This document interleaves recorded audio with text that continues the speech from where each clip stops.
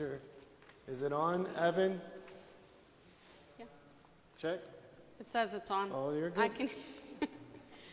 My name is Tannous, and normally my audience is children, so I'm a little nervous, but I'm happy and honored to be standing in front of you today. As many of you know, I've been here at this church for about 3 years, but I've called this my home parish for about 13 or 14 years when I first moved down to Texas.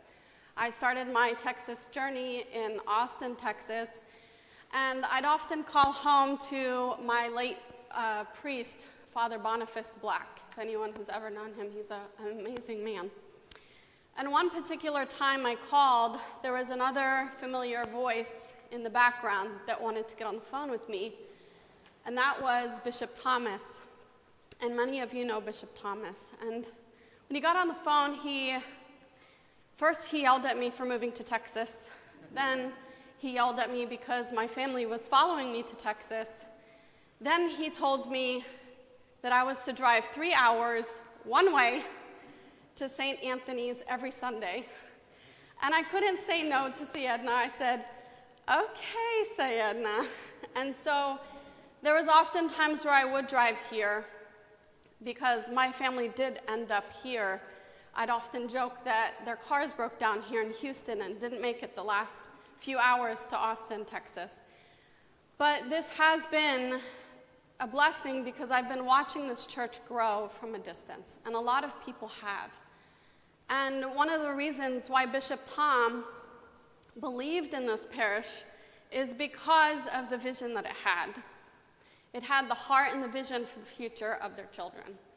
And as an educator, a short story that I want to tell you that happened to me a couple weeks ago is one of my students. I was sitting with him at the kitchen table in the evenings, and he said to me, he asked me just a general question, and I took out my phone and I showed him. And he said to me that day, he said, you know, oftentimes teachers just tell us the answers, but you always take the time to show us. And that takes me back to my upbringing, because our church didn't just tell us the answers, they showed us. And as a kid, our church made sure, and that's why I'm here too, that the church is there to show and guide our children. I'm not a mother, but I am a godmother to 4 beautiful girls, and an aunt to 6 wonderful children, and a teacher to, at this point, 500, 600 students that have walked through my classrooms. And I know that this church has the heart and the vision for the future.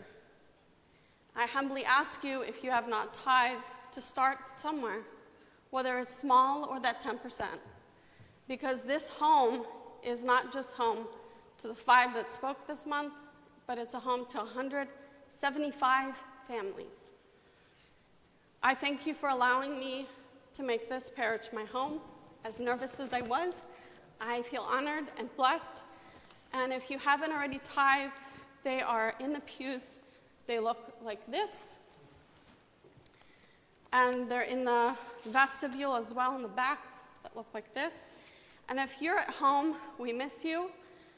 But you can also tithe by downloading the form and sending it in. So thank you very much for allowing us to speak this month.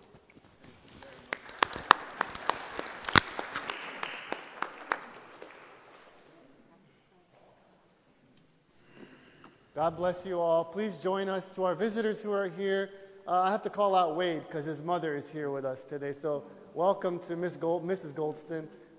Nice to have you with us. And to all the visitors who are here, who I've never met, please join us. We do have coffee hour. It's outside, but there's coffee outside the fellowship hall. God bless you. Have a blessed day, and thank you again, Maya.